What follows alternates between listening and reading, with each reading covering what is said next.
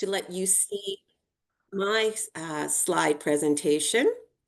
And before we get started, I actually just wanted to thank you, Lana, very much for coming today and supporting me with my presentation. Yolana is going to be a great friend of mine and moderating the chat. So if you happen to have any questions or comments, please feel free to post in the chat, and Yolana will either stop me or she will just kind of interject and let me know that there is a question. So good Oh, afternoon to me, everyone. you've got someone here from BC. That's so Oh, nice. nice, nice. Welcome, Okay, Sonali. sure. Okay, yes, welcome. And I guess, is there anybody else from outside of Alberta that's here today?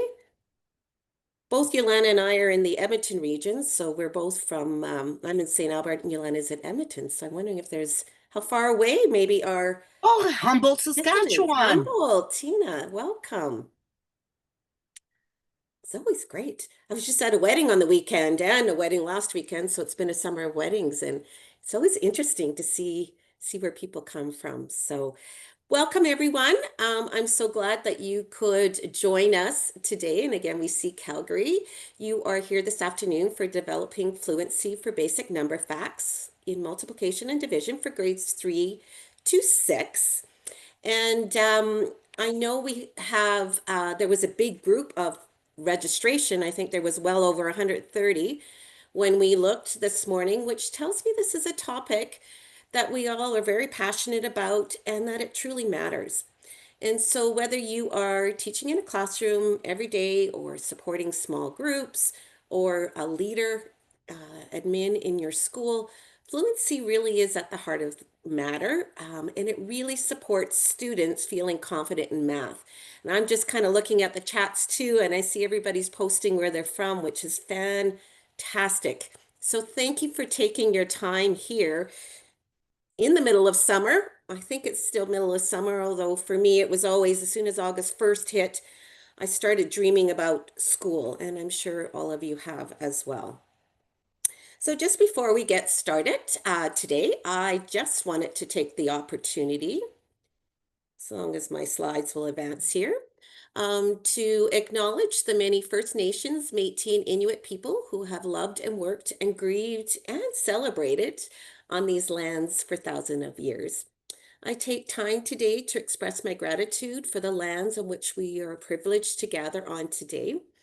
And I'm hoping to continually be a better treaty person so that this place and those we love continue um, to thrive as long as the sun shines upon us and the grass grows and the river flows. And as you can see on your screen here, this is an image by Jason Carter, who is an Indigenous artist from the Little Red River Cree Nation.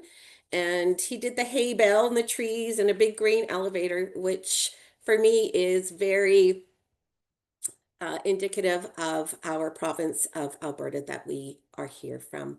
So I thank you today for taking the time to join us. So just a little bit about me, just before you get started. I do recognize some names out there, but for those of you that don't know me, my name is Tammy Leslie, and I am a designer of professional learning. I think that's our title again, Yolana, this year. I don't know if it's changed. With the Alberta Professional Learning Consortium. We are under the umbrella of the Edmonton Regional Learning Consortium, as is Yolana. And so I welcome you here today. I have been in education, oh gosh, well over 30 years now. Most of it has been spent with Edmonton Catholic Schools, where I taught elementary, all grades except for kindergarten and grade 5. I was the elementary math consultant with Edmonton Catholic Schools. And then when I retired or semi-retired, I came to work for the Edmonton Regional Learning Consortium, where, again, as you can see, my passion is math. And so I do professional development with the consortium part-time. I am a mom of 2 hockey boys. And so most of my time, although they are getting older, my youngest plays for Nate, and my oldest has finally now gotten a big boy job. So he only plays hockey for fun. So that is a little bit about me. I do have my email address there. So if there is something today that you have questions that maybe I didn't address, or you need some further information, or definitely support. Our jobs, Yolanda and I, is to actually go out and support you in your schools doing professional development at a division level for your school districts. So, So um, Tammy, I'm just going to interrupt for a second because I yeah. noticed that Betty has joined us, Oh, did and she? Betty's Oh, all yeah. So Betty's oh, Betty, also Betty. a designer of professional learning with the consortia. So it's great to see her. Oh, Thanks, Betty. welcome. Hi, Betty. Oh, I'm Yeah, I not. got my big screen on here, so I only see a very small amount of participants. So I'm glad you came. Yeah, thank you. So before I dive into today's presentation, I wanted to do a little warm up with all of you because fluency isn't just for kids. So what I thought we would do is we're going to just play a fact or fiction little task. And I'm going to ask you to use your Zoom reaction buttons. So I'm going to read a statement and I'm going to ask you to respond in the chat. So if you believe that statement to be fact, yes, that's true, just quickly with your Zoom reactions, give me a thumb up. If you believe that that statement is a fiction, give me a heart for no, that's not true. So that is fiction. So I'm going to read a statement. If you could respond quickly, I will give you a little bit of time. Then I'll move on to the next, and then we'll briefly discuss the answers at the end. All right. Everybody, have they found their Zoom reactions? So again, that's in your Zoom toolbar. So thumb up for yes, that's a fact, or a heart for, and I just kind of chose that one, that it's fiction. So here we go. If a student can answer 30 multiplication facts in a minute, they are fluent. Fact or fiction? And just pop it into the chat.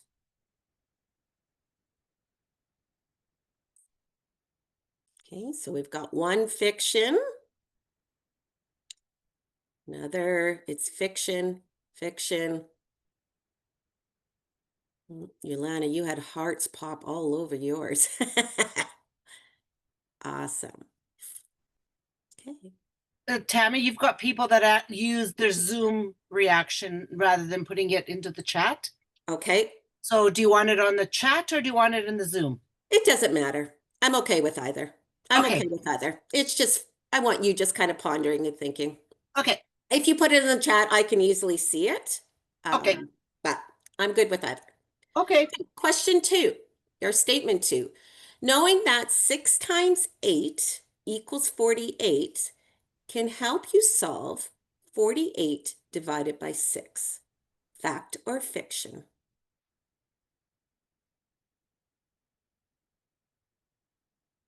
Okay, I see. Okay.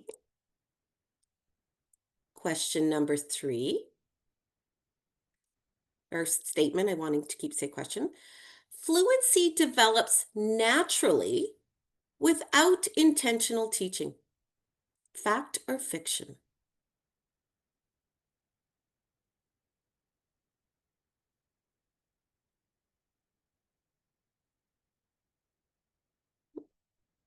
Okay. And last statement. If you forget a fact, you can use known facts to figure it out.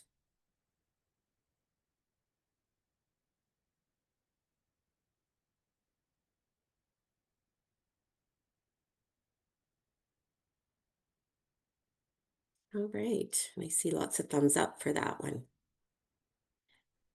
So I wanted you to take notice, and I've noticed too how quickly we responded.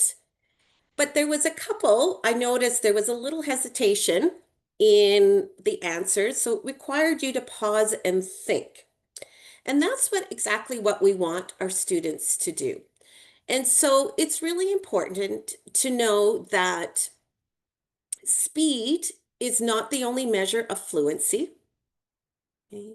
So just because they might have automatic recall, they know there's 0 times, you give them a time test and they automatically know it's 0, 0, 0, 0, doesn't necessarily measure fluency. We know that if we truly want our students to be fluent with their basic fact, it really involves that not only that accuracy part, but they are efficient and that they are flexible. So what happens when they go to do, multiplication and division and they forget what is 8 times 7 or what was 81 divided by 9, right? That they have some flexibility in their thinking and can go and rely upon other ways to get to the answer.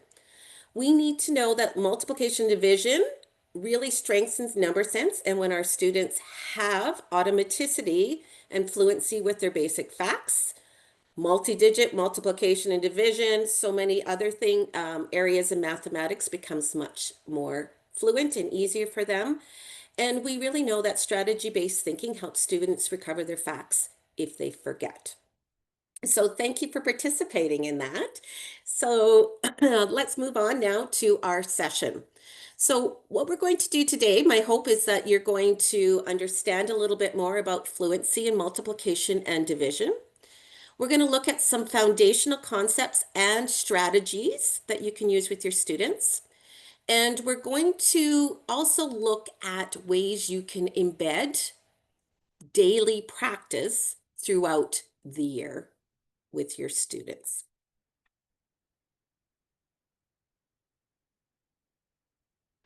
So here we go.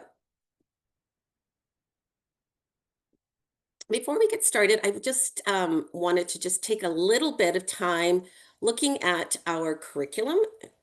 For some of you, it's new. Some of you have been in it for a few years already.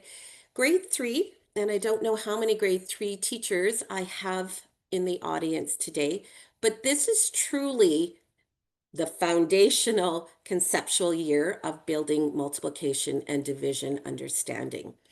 And so if you take a look, it really is about looking at what is multiplication and division, looking at the patterns and relationships. So you're looking at, what does it look like? They are having to compose. You look at the skills and procedures. They need to relate. Okay? They need to investigate. They need to visualize.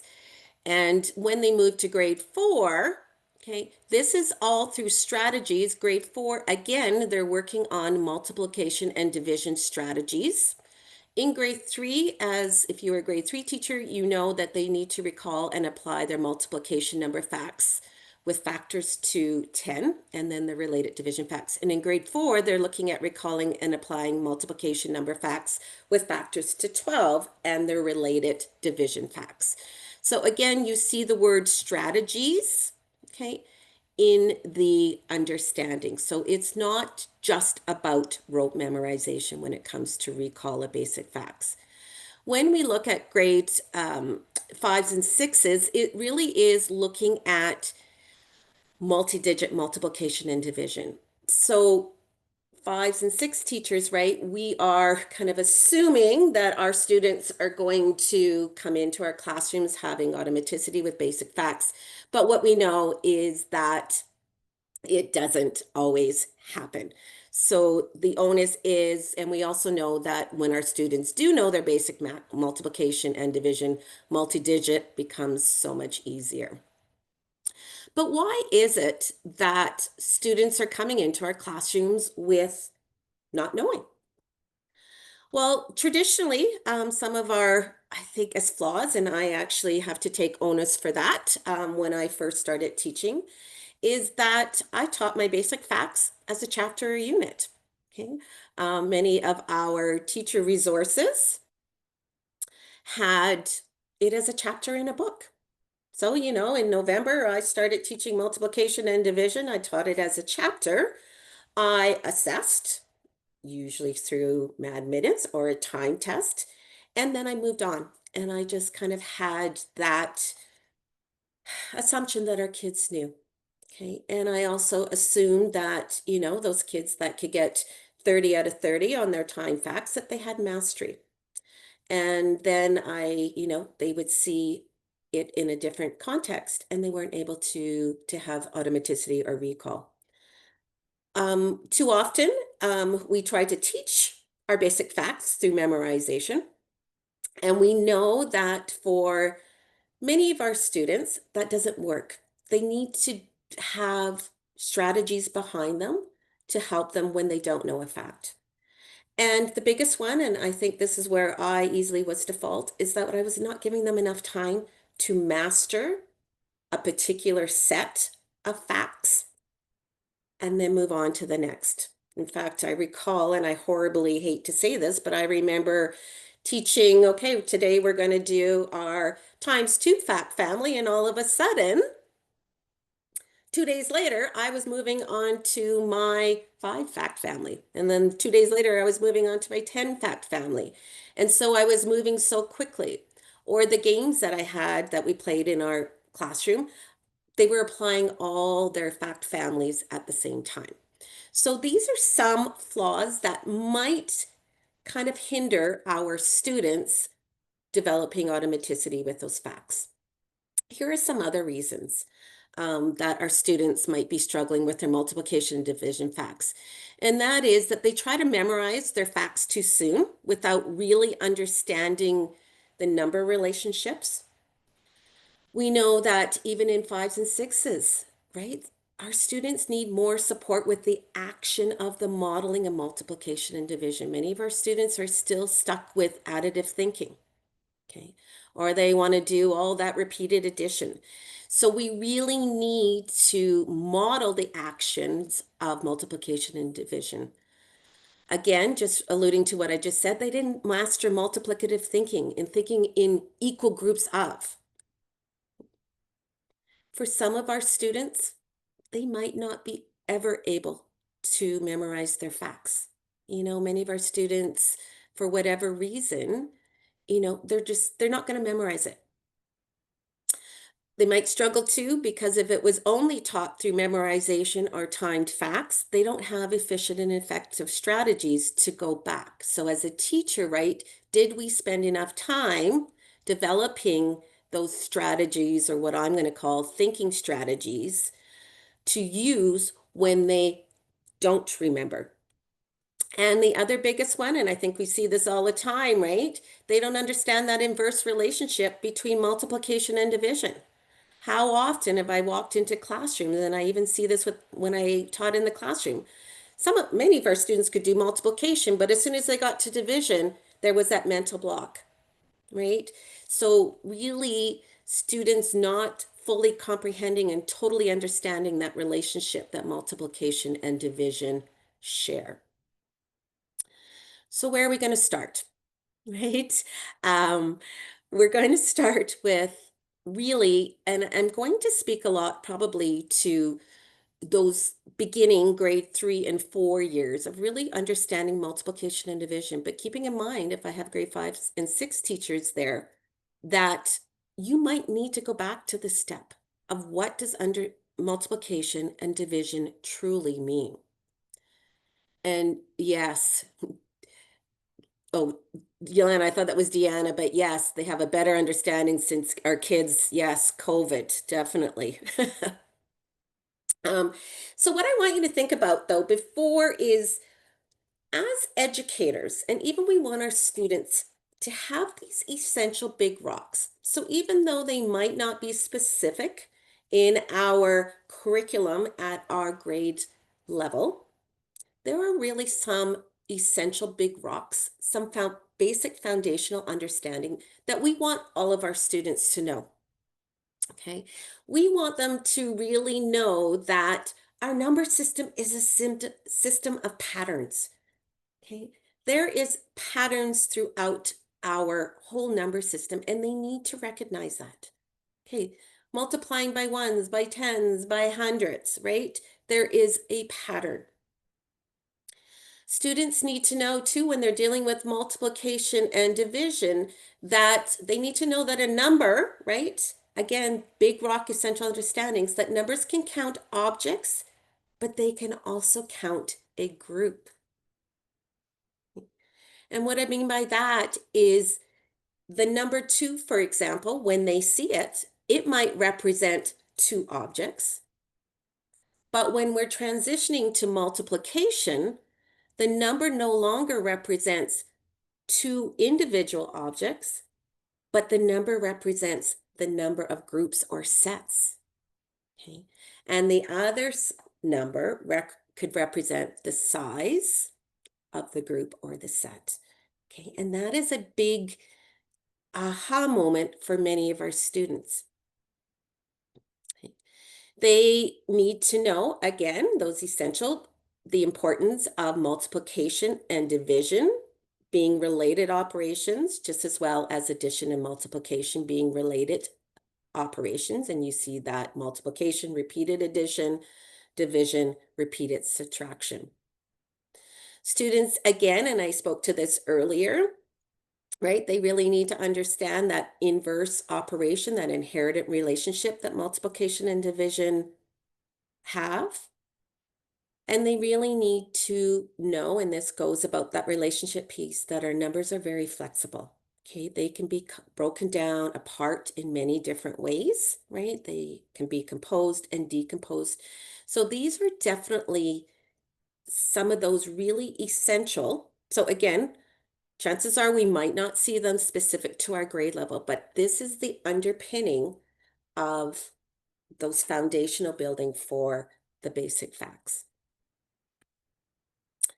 So before pushing fluency, and again, what do our students really need to know? And that is, what is it? What is multiplication and division? So it's really important that you expose your students to a variety of models. And again, if you need, go back to grade 3 and see the different type of models that students need to have exposure to. Investigate in a multitude of ways multiplication and division. Model using different problem types, understand the different properties, and link our operations. And I'm just going to walk a little bit through each of them quite quickly, but just to again model what I'm sharing here. So again, in grade 3, students, that really is about developing that conceptual understanding. And this is the start of multiplicative thinking.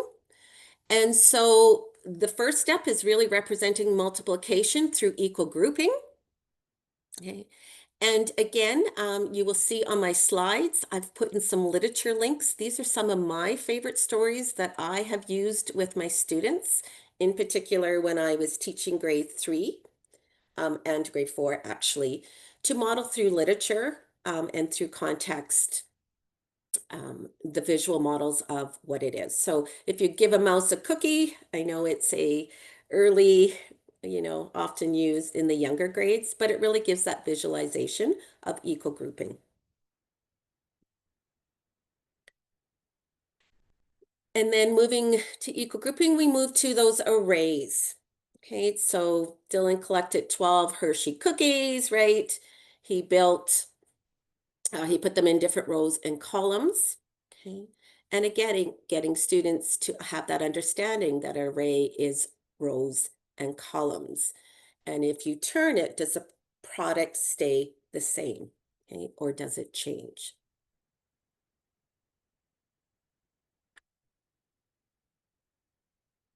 And also, I think I forgot to mention, but please feel free to pop if you have a question.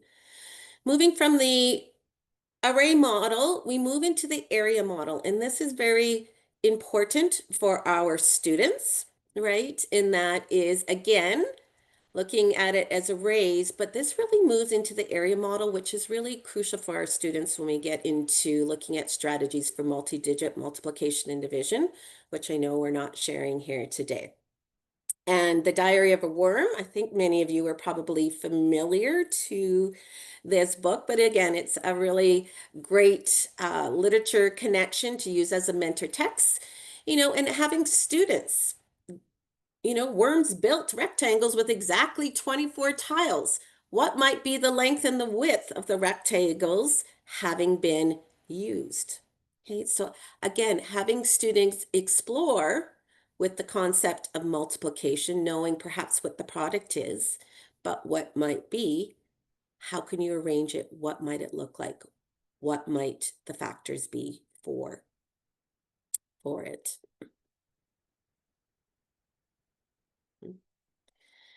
And this one is often overlooked, but it is really, really important that our students have an understanding that multiplication can also describe comparisons. Okay? As we have in this example here, Jenny found 6 shells at the beach. She found 4 times as many. How many shells did Sarah find? And this is when we start to see those situation and contexts, okay, where it is used as a comparison. It's not knowing, okay, but we're comparing. She had 6, she found 4 times as many. Mm. So again, recognizing with our students, how can we represent multiplication, in this case, multiplication, but in addition to division in multiple ways?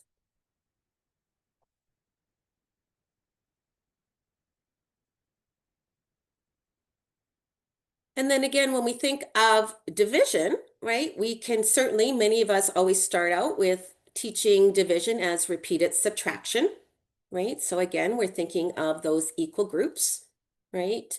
Uh, the ants, right? Is a fantastic, oops, I moved too quickly there. Um, a great story. Again, there are 18 ants marching off on their own. They split into 3 groups of ants. So again, when we're looking at that developing conceptual understanding phase, allowing students to use concrete manipulatives to really support modeling the action of, okay? In this case, in addition to that symbolic of, writing it out. Then it's really important too that we also think of multiple division as equal sharing and equal grouping. And so in equal sharing situations, right, what we know is the total.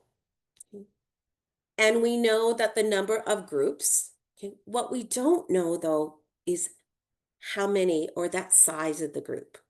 So for example, in an equal sharing situation, and again, I've always used this book. Again, I'm showing you kind of my mentor text that I've used. Mom bakes 24 cookies for Victoria and Sam to share. Then the doorbell rings and 6 friends arrive. So now there are 8 children altogether. If the cookies are shared equally among the children, how many cookies does each child get? So again, in an equal sharing situation, we know the total and we know the number of groups. What is unknown is, in this case, what is the size or how many? But division can also represent equal grouping. Okay. So again, taking a similar situation, but again, changing the context or the word problem situation to represent equal grouping. So what we know, again, is the total. She decides to give 3 cookies to each child. So we know the size of the group, but what we don't know is the number of groups. So in this case, how many children could get cookies before they run out? So again, important to be modeling division using the different problem solving groups. And just an aside, again, when we're teaching the concept of multiplication and division, we notice in division, right? It doesn't always fit nicely into equal groups. So we might have remainders. So again, important to model with students that they might not nicely fit into equal groups, but there is something called remainders. So again, important to model and showcase all of these different problem solving types. And it was only kind of when I was really starting to think about it in teaching that, and I actually sat down. Did you know that there are 9 different problem solving structures for multiplication and division problems? So that ranges from having an unknown product, okay, to knowing a group size, okay, but not knowing how many in each group, or having the number of groups unknown. And again, really important that when we're developing that conceptual understanding with our students, before we even move to automaticity and fluency, we are modeling all of these different problem solving structures concretely with visual models with our students. Any questions or comments so far?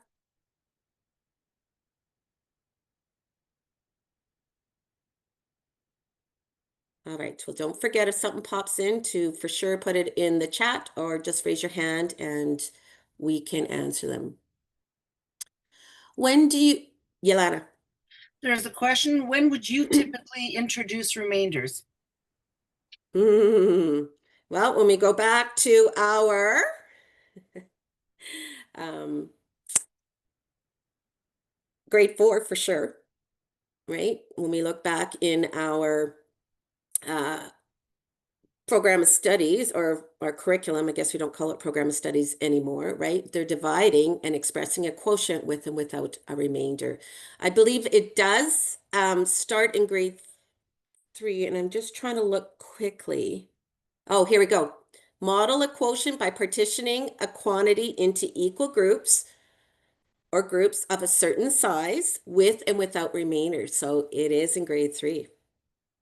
Yeah. So right at the beginning. So actually, I'm going to throw a little tidbit in here. If you are a grade 3 teacher, because I actually experienced it, the sooner you can start the conceptual understanding, multiplication, and division, your students need lots of times to practice, especially they also need to have recall up to 10 times, have automaticity and recall now up to the 10 times factor. So I would really encourage you not to save your multiplication and division till even, you know, after Christmas, or I actually walked into a few classrooms when they were starting it in the spring. It is so extensive, especially in grade 3, and I would say grade 4 as well, that the sooner you can start having students developing that conceptual understanding of multiplication and division, then you can move on to automaticity. So Tibbet, if you're here today, the sooner the better to start with these 2 concepts in your yearly planning. Yolanda, did you want to add anything to that? I know you're just moderating, but you have your mute on. Actually, like I, Betty has said, students have experienced leftovers well before grade 3, and before this whole outcome. And that's, I have to agree with you 100%. This is not something that we wait till like in grade 3 until the end of the year to start introducing, but we would introduce it at any time and make that relationship so that to addition and subtraction and to, you know, the skip counting, but we need to move on from that skip counting sooner than later. Yeah. And so Michelle just asked, would you say they need to be completely fluent in addition and subtraction to 10 facts 10 or 20 before you start multiplication? Personally, my answer to that is yes. And that's why we have 3 years to do that addition and subtraction. Yeah, and I'm going to So just, when we introduce multiplication and division in grade 3, it is assumed that they have already become fluent. yeah. And I just echo everything, Yolanda, you said too. And I'm going to say, yeah, grade 1 and 2, that, our grade 1 and 2 teachers, that's what their emphasis is really, and like you said, you have kindergarten grade 1, 2. We need to assume that they have mastered those facts in the earlier, definitely in the earlier grades. And then this is where, and again, I know I'm jumping off topic here, where small group instruction, and having that understanding, what are my students fluent in? Do they have automaticity? And, might need to have that additional side practice before moving on. Sonali, I see you have a question. If you want to ask, please do so now. Yeah, thank you. Oh, Yolanda said unmute. Thank you. Um, so last year I was teaching grade 3, Yep. and um, I found some of the children that like, do you agree with that? We were following jump math. We follow jump math book, not math, math makes sense. Okay. So, uh, do you agree? I could be totally wrong that memorization of the tables after understanding the concept. Suppose we understood the concept like how a 6 multiplied by 4 equal to 24. We understood it through manipulatives, through pictorial, and then numbers. Then, if we memorize the tables, it is helpful for future, like when kids will be doing division, long division. This is question number one. And also another one more question, sorry, about um, mm, the word problems. Kids who are little still learning to read in grade 3, everybody is not very fluent, and diversity. So they found a little hard to, and they know that 6 into 4 equal 24, but when we put into the words, they get really confused. Because they're learning, like grade is not level is not that great. So if you can just answer these two questions to me. Thank you. So question 1 being just like how would we do it? Is that what you're asking, Sonali? I'm not sure. Yeah, I'm asking that if learning memorization of tables is helpful for future math, like when children, if I say, okay, what is 24 divided by 4? So if they remember the 4 and 6 tables, can they quickly solve it, or they have Well, to calculate? Yeah. sorry, everyone. I just hit my screen and I just lost everything here. It's very important. Our students do need to have automaticity, and that's what our curriculum says, right? They do have to have they have to be able to recall, right? So I define that as automaticity, right? And typically we say automaticity, recall in, 3 to 5 seconds. So yes, they do have to have that, right? I mean, but I also look at, you know, they have to, and I always say they have to the end of the year to have recall of those basic facts. So, but they cannot just rely on a multiplication table, right? You can't, they can't carry that piece of that table with them where they go. So you're right, right? They do have to practice and have recall of their facts. So your question, I'm not sure if I'm understanding your Oh, well, I'm going to add in here. Yes, they do have to have recall. There's no question about it. That's part of our curriculum, but not at the cost of understanding. Yes, And exactly. because that recall will not help them once they get into double digit and triple digit multiplication. And then you're Then throwing they're going to have decimals. to resort to algorithms. So it's very, very important that we teach through understanding and that the recall becomes a product of that understanding. Yeah, thank you. Yes, So yes. I that's got why, one. yes. So hence why I'm spending a little bit more time on this piece of it, because they have to really have that conceptual foundational piece before moving on. Betty, you wanted to add to this? You know, Absolutely. I don't know if it's going to help any, but I've seen this happen. And I'm not sure I'm saying the name Sonali. This I was putting it in the chat, and I thought I'd just say it. The second question you asked was about, I believe, um, which I thought was very good, about you know the not being able to read the problem. Is that correct in what you said? Otherwise, I won't go Yes, any further. yes, Okay. they're not understanding. They're not Right. understanding what does it mean. So Yeah. one of the things that I believe and I've seen happen is, and again, you have grade three, but even starting in kindergarten, if you want to focus on the math and the problem solving, the competencies, rather than the reading, or I'll just say the reading. I don't know what correct word to say anymore for literacy. Um, is to put the students in the situations. Like, you see, I took the idea and I saw it, and then I saw it in a classroom in grade two. In kindergarten, they have those stations. Those students are problem solving all the time, but there's no test cards that are all in words. They just know what to do. So I believe that to focus on those two things, the math, is to just orally give them the materials, put them in situations where they're making equal groups, or they're adding or subtracting, giving, whatever it is, and it doesn't even have to be with number. But I believe that the more situations you put them in, the more understanding of the math they'll have, and then when they come to something that they have to read, it will help them.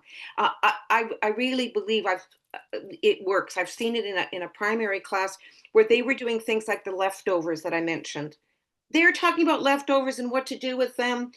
There was no word divide or anything, but that They're will stay amazing. with them if they understand, like you, Lana, said. So sorry about And that. that's where I go back to, yeah, you're absolutely, thank you both for piping in there. So Nolly, it's like the with the worms, what they used 24 tiles, how can they arrange those tiles? So yes, every classroom, right? Language and comprehension and the ability to read at grade level, is a concern for all our classrooms. But Betty's right, it's giving them those concrete manipulatives, seeing what they can do, even though they might not have the language and the vocabulary for it all. So absolutely. I hope we addressed your questions. Yeah. Thank you to Betty and Yolanda for helping me there. Very clearly. Thank you so Okay. much. So again, just really linking those operations, right? And even putting visuals. Like, I encourage you to have anchor charts, visuals up on your walls that kind of stay there, where it really shows students those relationships, that inherent relationship that multiplication and division share, right? And giving the language.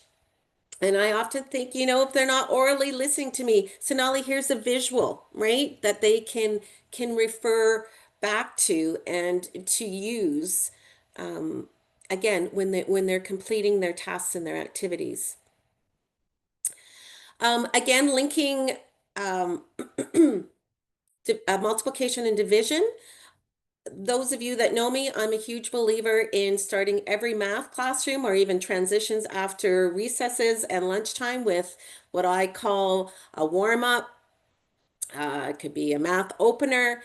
And, when I'm beginning and we're developing that conceptual understanding of what is multiplication and division, and getting them to see that inverse operation, that inherent relationship, we know that fact families is a way to go. So we won't go through, no, I'm just looking at the time, but just even as a warm up, first 2 minutes of a class, or like I said, coming in. I've also used these as, when we called them baseball math, I printed them out on cards and had students practicing.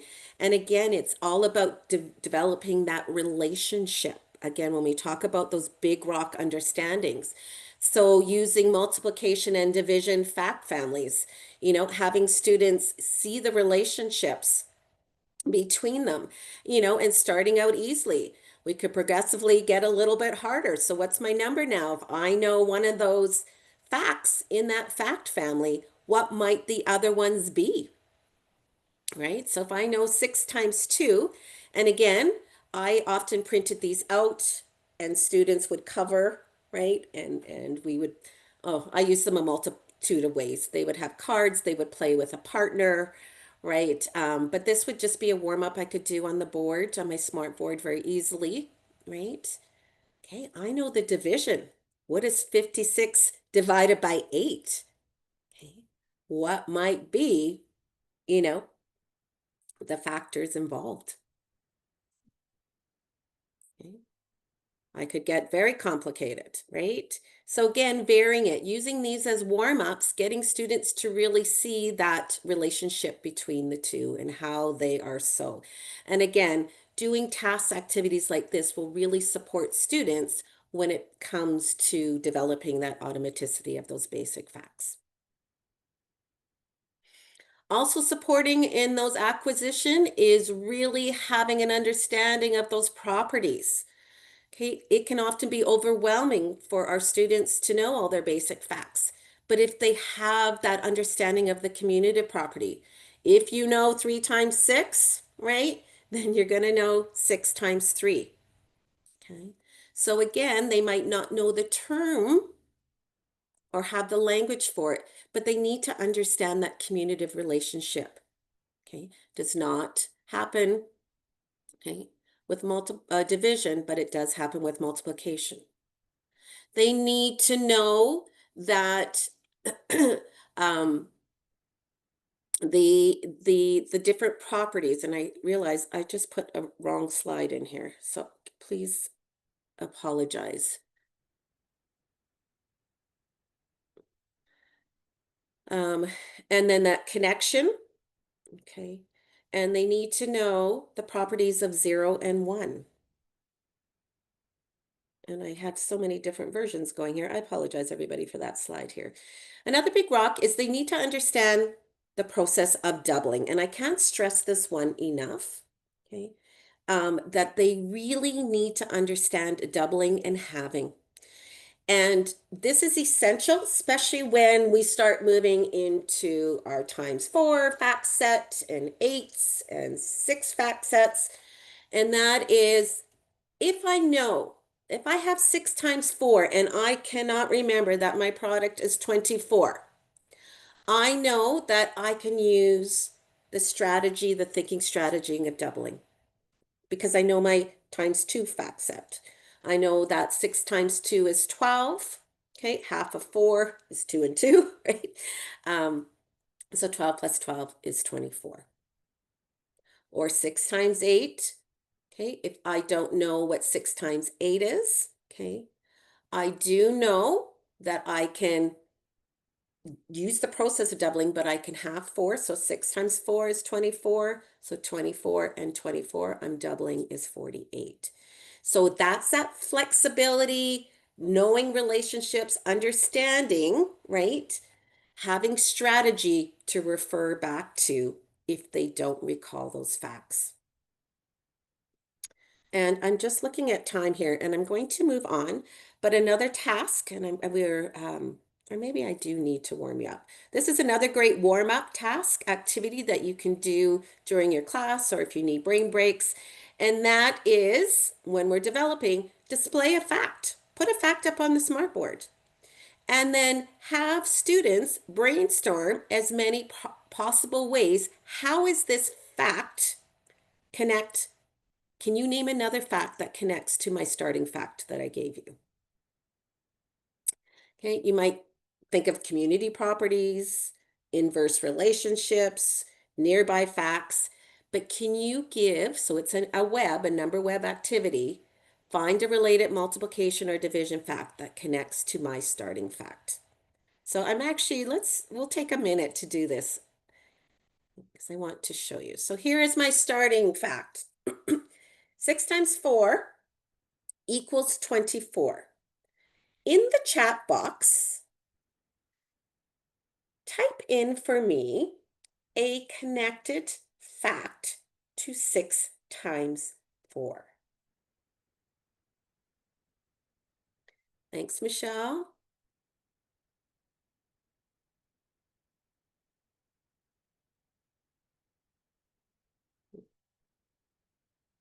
Awesome. And then, great. Okay. Perfect. And then as a class, what you would do is have your students share the connection. Okay. So, how is this fact connected to my starting fact? Absolutely. So, I see lots of different ways. So, then getting the students to share with you what is that connection. Okay. So, again, using that number web challenge as a warm up to your math classes is a great way for students to really develop those relationships. See those patterns with the numbers. Thank you.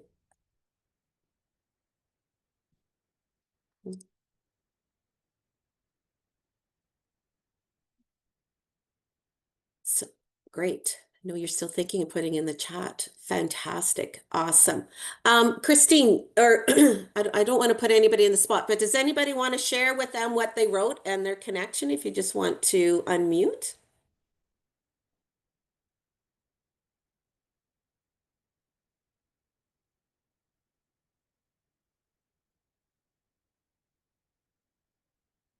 Okay.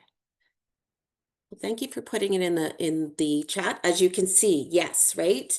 You know, some examples, and I just had put a few in, right? I saw some of you put 24 divided by 6 equals 4. The quotient is 4. It's an inverse relationship. So getting students to share what their connection is, again, really helps to develop those foundationals, those essentials of what it means. And once students really have that thorough understanding, then we could really move on to fact fluency, right? They have that conceptual understanding. We've provided them with different opportunities to show what they know. We've modeled through literature, we've modeled through different examples. We provided different problem solving structures. We've done little tasks and activities with our students. Then you can really spend time looking at, now what do I do? Now we really want to move on with having automaticity of the facts. And so what's really important when we start is that we want to start with simpler facts. Okay. These are often referred to as foundation. And then what we're going to do is we're going to connect our foundation facts into derived, or those facts that are a little bit harder to learn. This is a suggested teaching sequence from John Sangiovanni and Susan O'Connell. And this is a fantastic book as an educator. If we could spend endless amount of money buying teacher resources. This is one book that I really encourage you to have in your repertoire of teacher resources. It is chock full of, not only do they walk through the teaching sequence, it provides literature as well as multiple tasks and activities, as well as assessment for when you're working through mastering of the basic facts. There is also one, just aside, for addition and subtraction as well. Incredible resource with printable blackline masters, so you're not having to recreate. And I actually just going to give a shout out to Susan O'Connell and John Giovanni. This is the order that I use, as well as I use many of their tasks and activities. So again, right, starting with the foundation facts, these are often familiar, okay? Then what happens when they have those strong foundation? And again, they're familiar with the twos, right? And when we look at these thinking strategy of all those skip counting, okay, they've worked with twos, fives, and tens, zeros and ones, easy to do. Then what happens is they can move on to building on that foundation, also known as derived facts. So the fact sets of threes, fours, sixes. And as you see, teaching this way, you're also going to teach it with a thinking strategy. Okay. So multiplying by 4 can be thought of as doubling a double. So there's that process of that doubling. What does it look like? And if we understand doubling, then we can also do our times 8. fact set. Okay? Because it's a double. I often say double, double, doubling. Kids love it. Thinking of Tim Hortons always recalls. Let me go to Tim Hortons. But that you're doubling a multiple of 4. And with the 6s, you're also thought of doubling a multiple of 3. So that action and that understanding of doubling is a very crucial thinking strategy for students to develop their automaticity. Now, depending on your students' needs, um, and you want to teach, and this is where I go back to those fundamental flaws that perhaps me included, had taught basic facts. And that is, we taught them too quickly. It's really important that you teach each fact set at a time. Okay, so before moving, and it's not a 2-day thing. In fact, ideally, I often say, especially in grade 3 and perhaps grade 4, okay, you're going to teach that fact set to the entire class one at a time. Okay. You're going to teach that fact set till most of your students has mastered, and then you're going to move on. Okay. For older grades, okay, again, we have the assumption in grade 3 and 4, they'll have that automaticity or automatic recall. They might not. Okay. So for older grades, what I encourage you to do is you might need to do an assessment. Okay, kind of that basic recall, tell me what it is, right? Of their facts. And you might need to do some small group instruction with them. So you're going to group groups of students according to the fact set that they need to master. And not all your students are going to need the same set practice. Keeping in mind that it might be very fluent, and then you're going to move on. What you're going to want to have is you're going to want to have multiple tasks and games of the same fact set for students to do their reinforcement and practice.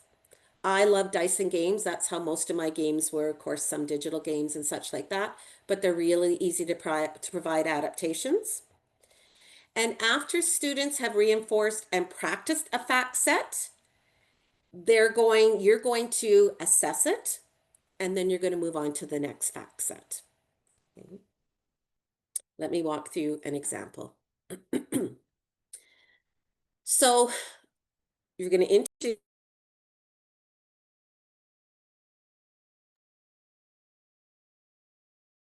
Sorry, Tammy, I muted you by accident. Can you unmute yourself? Yeah, no problem. Okay, and there is a question. Christine asked if you can provide a couple of examples of what you mean by a thinking strategy. Yeah, perfect. Please. Yeah, thanks, Christine. I'm gonna walk you through one right now. And if after I kind of walk you through and you still have questions, please let me know. Okay, so first you want to introduce, okay, your fact set, whatever you might be working on, whether it's a foundation or derived fact, use a thinking strategy and visual models to introduce it. I love, once I've taught it, I put it up on an anchor chart as a visual model for my students they can refer back to. I provide target practice and reinforcement. Ideally, you're going to aim for 10 minutes a day, focusing only on that fact set. Okay. And then you're going to assess and then move on to the next fact set. Here's what I mean. For example, let's say I was working on the fact set of the times fours. Okay. I would introduce it by clearly stating to my students, today we are learning the thinking strategy called doubling. Okay, so what does it mean to double? To help us with our times 4 fact set. Okay. So I might, in this case, I would start with, for me, because I'm a huge believer in the literacy numeracy connection, this Two of Everything is a great picture book. It's magical. It's about a rag to riches tale about they keep putting things into this magic pot and they double. And so what I would do, right, is I would read this book. We would talk about what does it mean to double. What was doubled? Is doubling and twice as many the same? Can you find twice as many as multiplying? I would use this as a mentor text. I would then provide, okay, some visual context. Again, using context, using manipulatives to demonstrate that process of yes, would I do the times two facts? Absolutely. Yes, I see that question, Michelle. Absolutely. I'm giving you an example, but absolutely, you're going to start with the times two. Absolutely. But she's asking, would you introduce the term doubling at Oh, the end? yes. Absolutely. Absolutely. Absolutely. Yeah. Yeah. Absolutely. Okay. And then what you're going to do, okay, is you're going to reinforce and practice just that fact family. Okay. So once they've understood the strategy, we're going to practice the times four fact family. How? Ideally, we want short, 10 minutes daily. Often I do it right after recess. Okay, transition times, we need a brain break. Don't spend 20 minutes practicing the fact family. Ideally, it should be daily and with a variety of activities. So, for example, and again, this is when it's really tough on a screen and not in real life, is all of my tasks and activities that I would have with my students all have to do with the times four fact set. Okay. So for example, I have here some games, and again, I'm going to give credit to Susan O'Connell and John Sangiovanni. These games were actually chosen straight from the book, so I'm not delving anywhere. Also, I know we Google endlessly, right? On that World Wide Web, you might say, learning the times four, fact set, provide me with some games and activities. That is all your students are going to do is just focus on that fact set and the thinking strategy. Okay. Once they have done that, and ideally, I'm suggesting, especially with my students that are learning for just the first time, so grade threes for sure, perhaps some of my fours, you might want to spend 1 to 2 weeks, if it's daily, practicing the fact set of times four. Okay. That's all they're doing. Here's just some, ways to reinforce and practice. I have, like I said, if you are interested in my slide deck, I do have the links to multiplication games, division games. That's, for example, here's just some different ways to reinforce and practice. But again, remembering I'm only focusing on that one set fact at a time with the thinking strategy of focusing on doubling. Okay, 4 times 6. Well, I know what 2 times 6 is. I can double. I get my 4 times 6. Plus, we're working on automaticity now. When I think my students are done and they have automaticity, or I'm going to say most of my students do, I am going to assess them.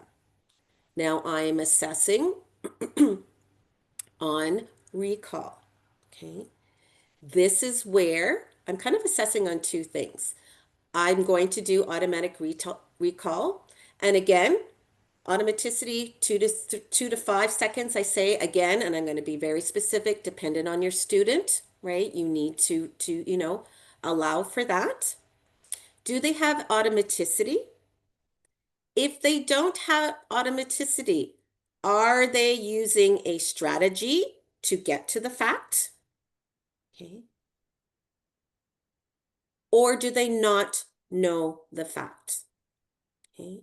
Here is an example. Again, I'm going to say thank you to John Siavan and Susan O'Connell. I thought I actually had it on there, but I see that I didn't give credit where credit is due here. I will definitely add that. They they have what's nice in that book is they have it for you, but it's something you can easily do. So again, as that teacher, I'm looking, is it automatic recall? Are they using a strategy to get to it? Or is it unknown? If that student or a majority of my students are ready to move on, I move on to the next fact. set. Okay. Grade 5s and 6 teachers, for those of you that are out there, what I might want to do, okay, is I might have a set of fact cards with basic facts on them, and I'm going to go through them. Okay. Do they have quick recall? And I might need to group my students. I'm not going to have all my grade 5 students work on the fact set of times 5 because 3/4 of them know it. Okay. But this is where small group instruction is going to come in for you to group your students according to what fact set they might need. Okay. Additional tips for automaticity. Okay, really important, especially once your students, you've been working on it. Really discourage that repeated addition and repeated subtraction as the only one approach once your facts are known. Push for those thinking strategies. Okay, I don't want to see my students go 5, 10, or 6, 12, 18, and they're doing repeated addition each time along. Okay, can they use that doubling strategy? Okay. Once students, and it's only once they have recall of each fact set, then do I begin to incorporate games that involve all multiplication and division facts. And this is, again, I think, one of the tips that I really hope you walk away with, that too often we push our students to multiplication games where they have all the fact sets. Okay, they're doing 4 times 6, they're doing 9 times 8, and they do not have automaticity of recall of each one, so it becomes overwhelming. So a tip would be, once students have recall of each fact set, then begin to incorporate games that involve them practicing all of their thinking strategies and all of the different fact sets. You may not need to practice all the fact sets in a family, right? You can modify games and activities to target specific facts. And this is when I really love dice and playing cards. I encourage you to go to the dollar store before school starts and get yourself some of those wooden dice. And I love those blank wooden dice that you can buy at the dollar store or order off Amazon. Betty, I think you had a student when you were teaching Concordia that got all these, I think they were dice at a phenomenal price. And you can adapt the dice, right? Maybe they're only, you're working on your 7 fact families, but students only need to know, you know, factor times 6 times 7 times 8 times 9. They know what 1 times 8 is and 2 times 8, right? You can really change and adapt. So they're practicing with those facts that they need to know. All right, I am going to stop there only because I'm looking at the clock, and I want to just take a moment to ask if there are any questions, any comments, any thoughts that you might have before I just take a little opportunity to move into just some additional resources that you might want access to. But I do want to pause for a minute just to ask if there are any questions or comments or thoughts that you might have of what you've heard today that's kind of resonated with you, that you will have questions.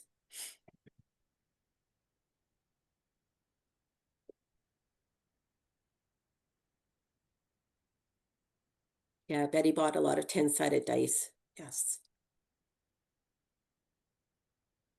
Thanks, Betty, for sharing that.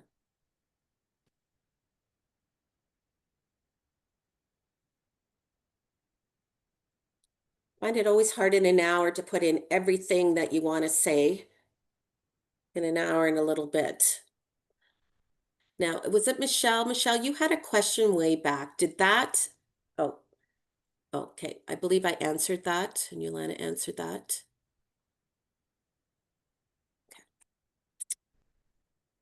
All right, if there's no questions, then what I just briefly wanted to share is some of my favorite resources. So this one, like I said, I don't really push a lot of resources But this is definitely one, and this is the resource where if it's one of the resources you do buy, it would be one of these. I did buy it off of Heinemann. If you buy the digital version as well or the paper copy, you do get access to all the digital.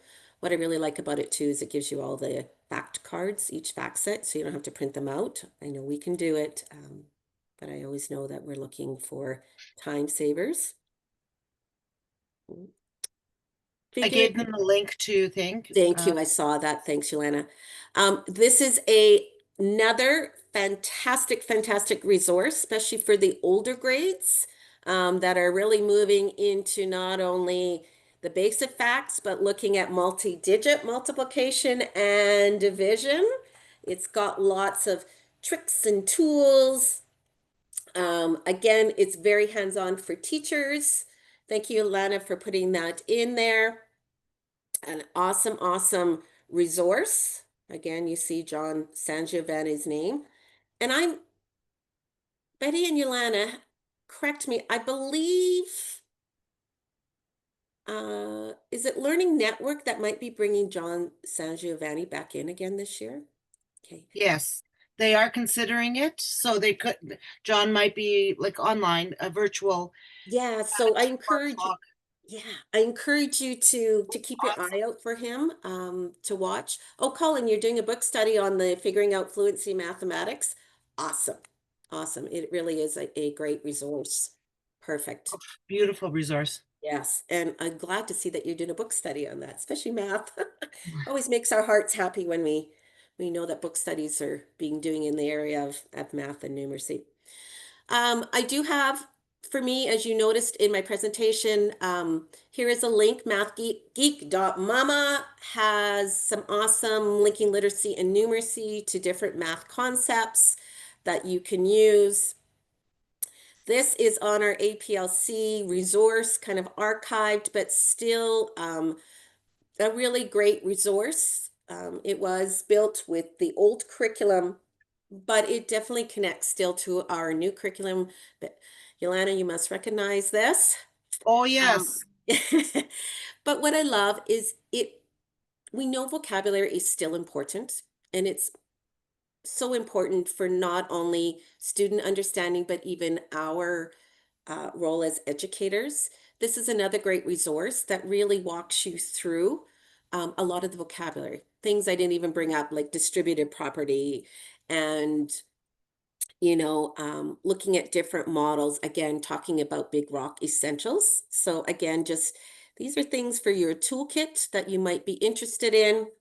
Mathlearningcenter.org for those that love a digital platform. This is one of my favorites.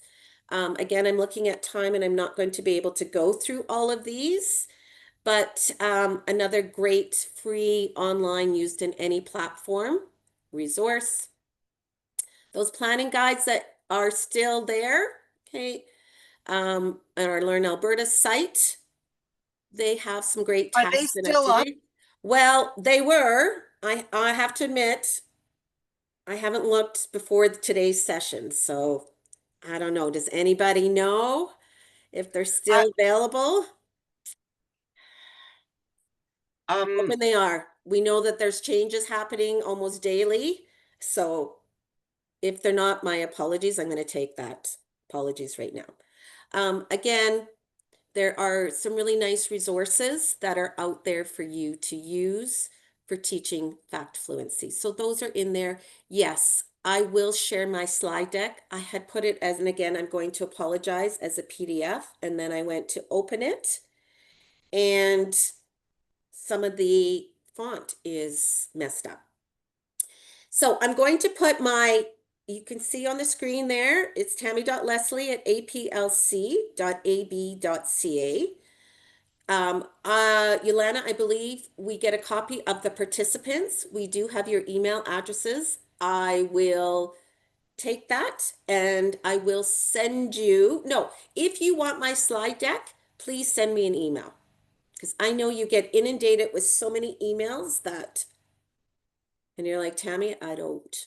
have time to be looking right now. It's the start of the year.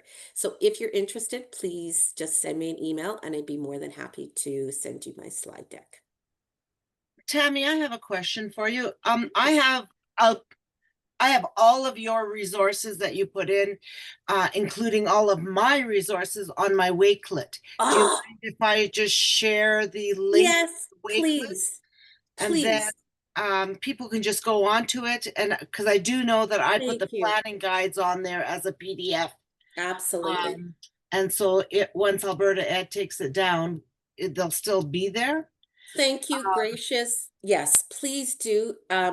Yolanda has this amazing wakelet. All of you take a picture of it, the screenshot of it, or open it up right now in your chats.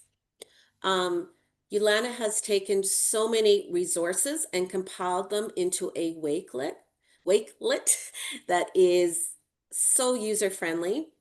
Everything is linked or live linked as much as humanly possible. It seems like every day we find a Yeah. broken link, but it is an incredible resource. Thank you for willingly sharing that. And you know what? I just noticed that those planning guides, they must be in a different wakelet. So I will add them to this wakelet so people have them. Perfect. Thank you so much for sharing that. Yeah, I think everything I shared um, is probably in your wakelet for sure. So thank you so much. That is the end of the presentation. My apologies for going a few minutes over because I know you've probably attended more than one today. Okay, I will go back to my slide with my email in it. Actually, I'm just going to also put it in the slide deck.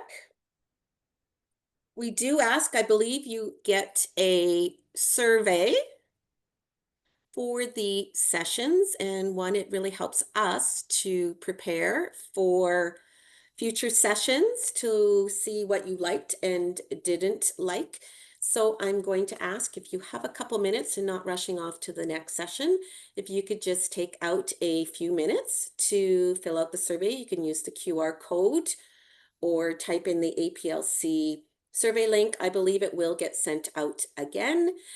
And before you all rush off, I just wanted to thank you for taking the time in the summer to attend these sessions. We know that it's doing it all on your personal time, so we appreciate and value all of you taking the time to do that. Special shout out to Yulana for being my moderator. Sometimes I get so focused in talking, I forget to look up at the chat. And thanks to Betty too for Yeah. joining in for our uh, session today. Shout out, Ilana, you are having a session tomorrow. Do you want to just briefly shout out your session? Sure, I'm having a session tomorrow for what should a math classroom look like and I'll go through the resources that APLC has put out that administrators might want to use when they're doing walkthroughs.